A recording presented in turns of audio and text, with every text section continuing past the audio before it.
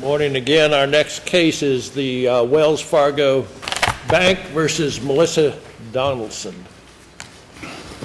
May it please the Court, Jonathan Rosen on behalf of the appellant, Wells Fargo Bank as trustee. I'd like to reserve 2 minutes for rebuttal, Your Honor. All right.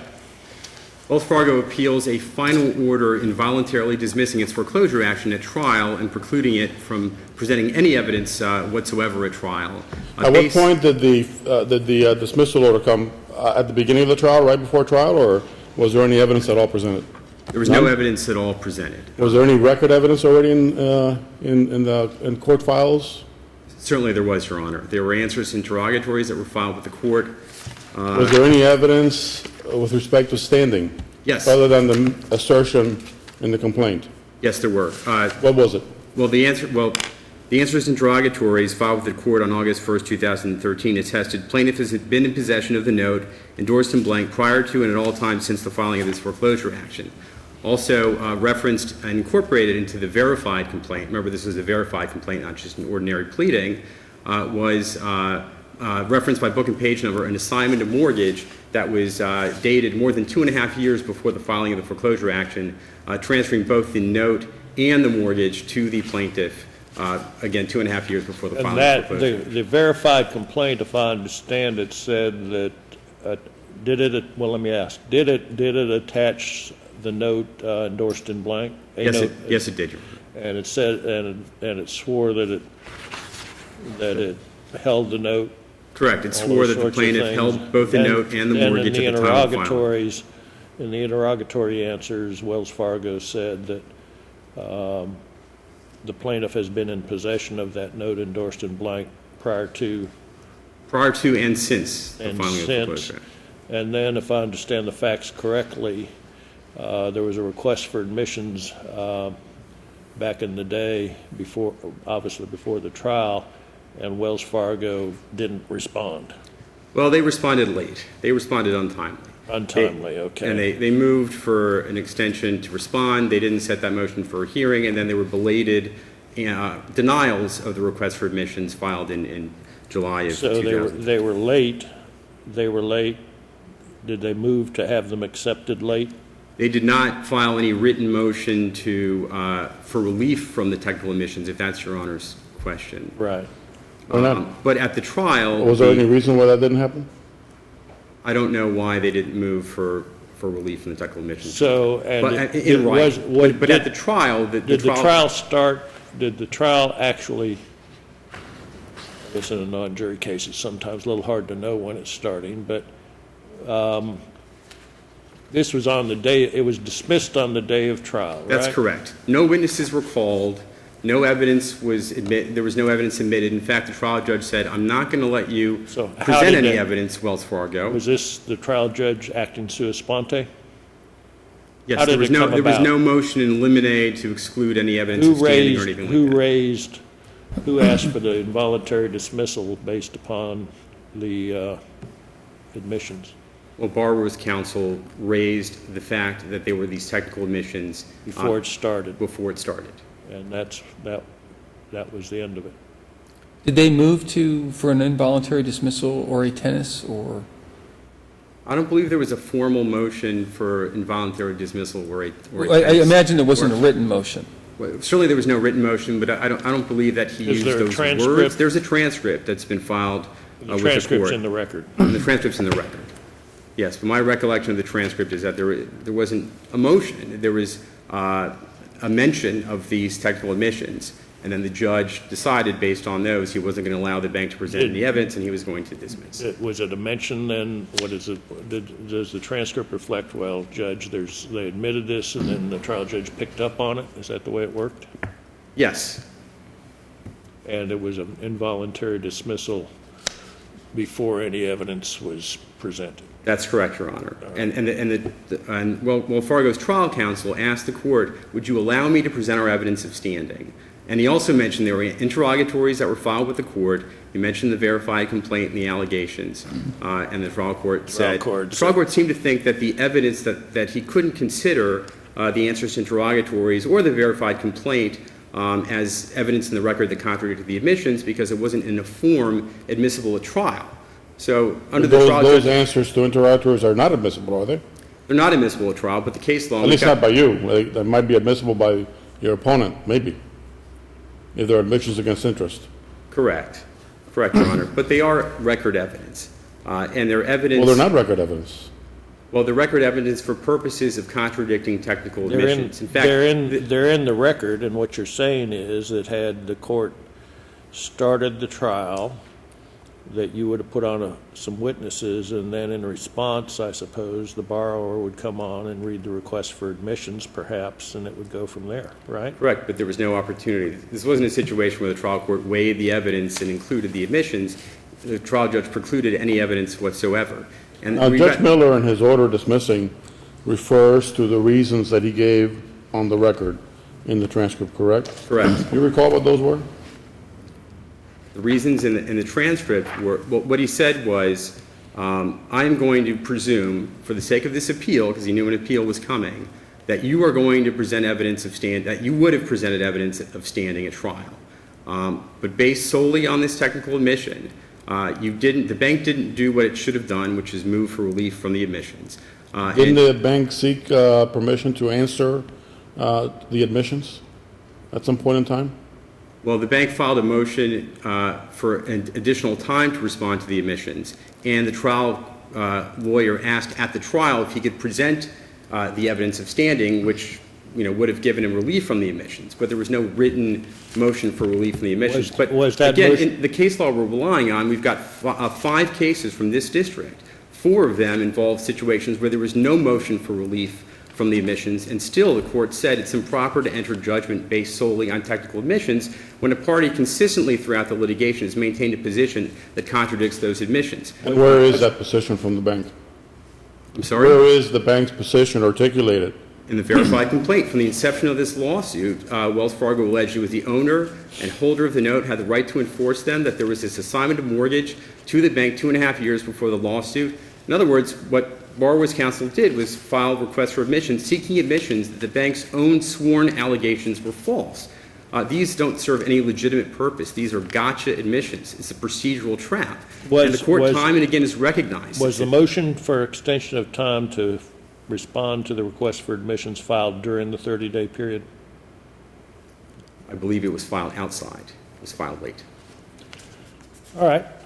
The court even found that it was a fact that the plaintiff is a holder of the note and mortgage and is entitled to enforce them because that appeared in the verified complaint, correct? That appeared in the verified complaint, correct, Your Honor. And the court so held.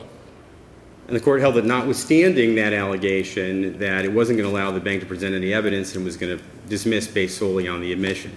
And I just want to point out that there's some cases that talk about the record evidence being replete that contradicts the admissions, but in the Brown case, all there was an answer, a pro se answer that contradicted the admissions.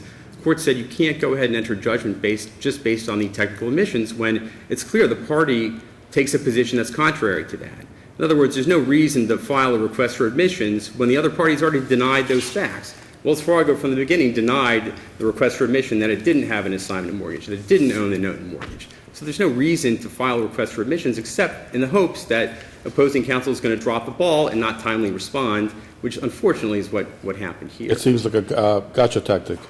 Exactly. And there's no relationship to reality here. There was standing in this case. But why should a lawyer be forgiven for failure to diligently answer the request for admissions? Well, the client shouldn't be punished for the mistake of the lawyer. And that's the point, isn't it? Yes. Thank you, counsel. Thank you.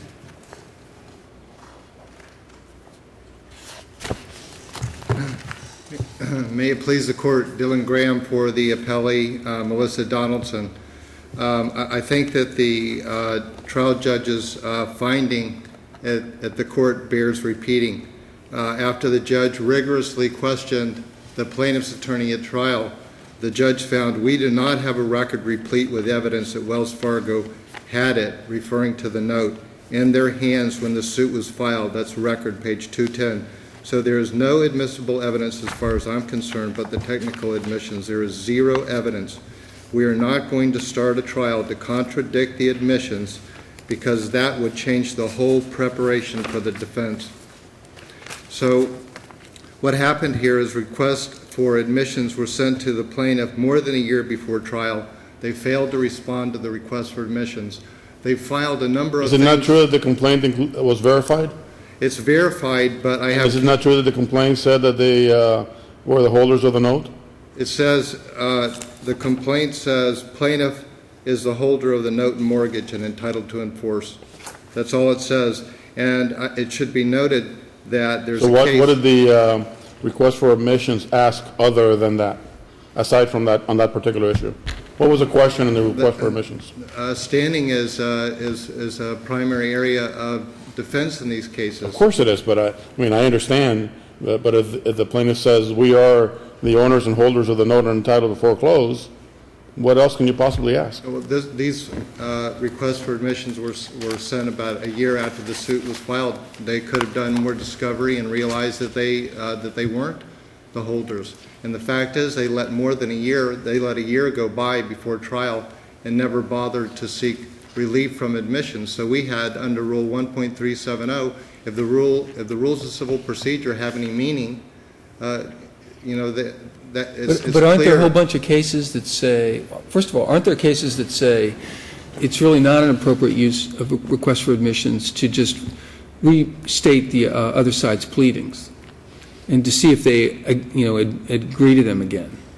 I mean, so there's that line of cases, then there's another line of cases that says, a technical admissions for, a technical a failure to respond to requests for admissions admits the admissions, but that shouldn't really stop the search for truth in the lawsuit and the presentation of evidence. I agree with you. If the record is replete with evidence that contradicts the admissions. So they had to say it more than once? So they had to say it more than once? Yeah, and they never did. The interrogatory Is answers. there a case that stands for that proposition, that they had to say it more than once? Well, all the cases they cite where they say that the record was in the cases where the judge got overruled on appeal, where they found the record was replete with evidence, there was the complaint, there were interrogatory answers, there were affidavits, there were depositions filed. We have none of this in this case. Well, here, don't you have the complaint in interrogatories? No, the interrogatory answers were not filed with the court, and they are not part of the record on appeal. And I'm sorry, was the note filed as an exhibit to the complaint, an attachment to the complaint? copy of a note, and the endorsements, another one of the admissions was admit that the endorsements are not genuine and authentic. So that was admitted that they weren't genuine and authentic. And Were they genuine and authentic? I mean, your client would know. No, the endorsements, my client wouldn't know. Oh, okay. But it's my understanding that requests for admissions are really like pleadings. I know they're in part of the discovery rule, but they're like pleadings, and they're designed to shape the litigation and identify issues that don't have to be tried because there isn't any good faith dispute about the issue. But they're really not designed to avoid litigating on the merits. Well, you could say that, but that's not what the rule says. Well, there are cases that say that, though. The plain meaning of the rule, which is the way Florida rules of civil procedure are interpreted, or if you don't deny it within 30 days, they're conclusively established for purposes of the litigation. And going to trial, having them admitted for more than a year, we were entitled to rely on those admissions. And we Even did. though you knew that the bank was saying it had standing. And in other words, you were never in doubt as to the fact that the bank was saying it had standing because it said so, at least in the verified complaint. Yeah, but in these foreclosure cases, standing is a big issue. Yeah, I know, but especially you when knew have a that they were, blanket. but I guess my concern is that, see, we who labor here seek only the truth. I mean, I think, we should try to default to actual fact-finding and truth-finding when we can.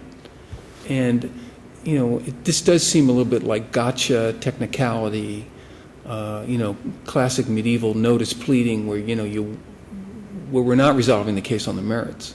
Yeah. Well, this plaintiff is Wells Fargo Bank. They had more than a year to fix this mistake, and the court pointed that out. They could have filed a motion for relief from admissions.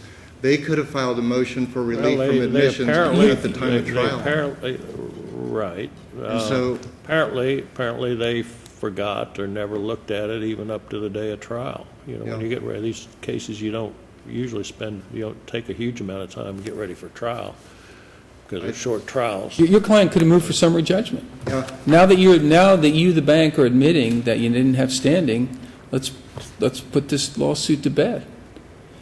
Why didn't your client do that? I would suspect because they really weren't admitting that. They would, as soon as you advised them, they would have corrected it. Yeah.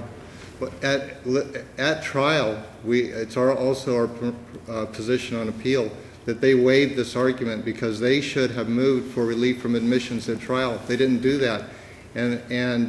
Well, Judge Miller said, I'm going to assume that if we had a trial, that you would put someone on that would say that the bank was the owner and holder of the note and entitled to foreclose. He made that assumption.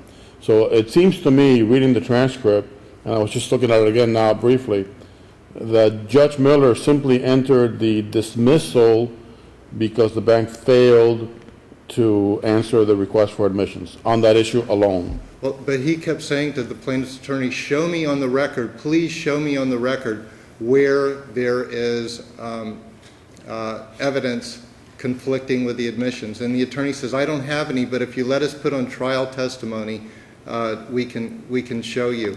So he wasn't able to show the trial judge that the record was replete with evidence contradicting the admissions. And the verified complaint says upon information and belief, and there's a case right on point that says that does not qualify as competent evidence. But the note was attached, right? A copy of a note, and the endorsement was not part of the note. It was a separate page. Isn't it usually?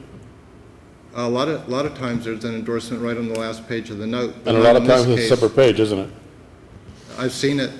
I've seen it both ways. Okay. Thank you, counsel.